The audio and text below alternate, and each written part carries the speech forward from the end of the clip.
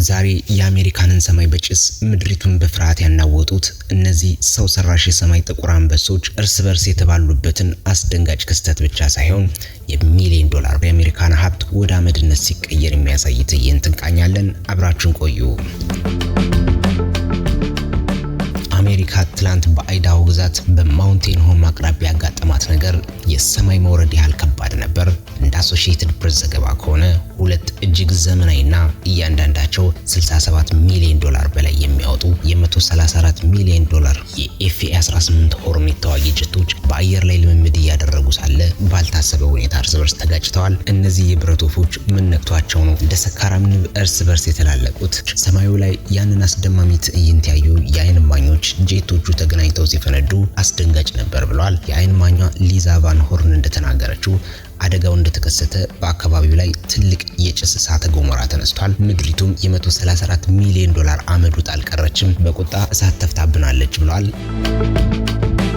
እንደ ቢቢሲ መረጃ አደጋው ከተከሰተ በኋላ በአይዳሆ ሜዳማ ቦታዎች ላይ ከፍተኛ የሆነ ሰደድ እሳት ተቀስቅሷል። የአካባቢው ነዋሪዎችና የእሳት አደጋ ሰራተኞች ሌሊቱን ሙሉ ግዙፍ የእሳት ኳስ ሲታገሉ አድረዋል። አብራሪዎቹ በብርሃን ፍጥነት ምድር ሳትወጣቸው በፊት በሰከንዶች ልዩነት ውስጥ ራሳቸውን በፓራሹት አስወንጭፈው አምልጠዋል። ፔንታጎን አደጋውን አስመልክቶ የሰጠው መግለጫ ግን ምርመራ እያደረግን ነው የሚል የተለመደ ቃል አላለፈም።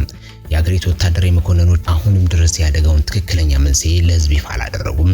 የውስጥ ምንጮች አለን እንደሚሉት መረጃ ይህ አደጋ ተራ የአብራሪዎች ስህተት አይደለም። በወቅቱ ጄቶቹ አዲስ የተገጠመላቸው አርቲፊሻል ኢንተለጀንስ የራዳር መቆጣጠሪያ ስርዓት እየሞከሩ ነበር ተብሏል። የባህር ኃይሉ የውስጥ ምንጮች እንደሚሉት ከሆነ ሁለቱ ጄቶች መካከል የነበረው የኮሚኒኬሽን መስመር ሙሉ በሙሉ ተቋርጦ ነበር። ይህ አደጋ የአሜሪካን የአየር ላይ የበላይነት ጥያቄ ውስጥ ከተዋል። ቻይናና ሩሲያ በዘመናዊ የራዳር ኤሌክትሮኒክ ዋርፌር ቴክኖሎጂ ላይ ከፍተኛ ኢንቨስት እያደረጉ ባሉበት በዚህ ወቅት የአሜሪካ ጄቶች በራሳቸው ጊዜ ራዳር ስቶባቸው መጋጨታቸው ፔንታጎን ላይ ትልቅ ውርደት ነው። አሜሪካ በታይዋንና በዩክሬን ጉዳይ ምክንያት ከዓለም ሀያላን ጋር በገመድ ጉተታ ላይ ባለችበት በዚህ ወሳኝ ወቅት እንዲህ አይነቱ ወታደራዊ አደጋ ለጠላቶቿ ትልቅ የስነ ልቦና የበላይነት ይሰጣል። ይህ የአይዳሆ አደጋ አሜሪካ የቴክኖሎጂ የበላይነቷን በድጋሚ እንድትፈትሽ ያስገድዳት መራራ እውነት ነው። ሰው ሰራሹ ጥበብ የሰው ልጅ ህይወትና ንብረት አደጋ ላይ ሲጥል እኛም የዛሬውን ዓለም አቀፍ ትንታኔያችን እዚህ ላይ እንቋጫለን። እናንተስ በዚህ አደጋ ላይ ምን አይነት አስተያየት አላችሁ? አስተያየታችሁን በኮሜንት መስጫው ላይ አካፍሉን። ስለተከታተላችሁ እናመሰግናለን። ቪዲዮን ከወደዳችሁት ላይክ፣ ሼር፣ ሰብስክራይብ በማድረግ በየዕለቱ አዳዲስ መረጃዎች እንዲደርሱ ማድረግ ይችላሉ። መልካም ቆይታ።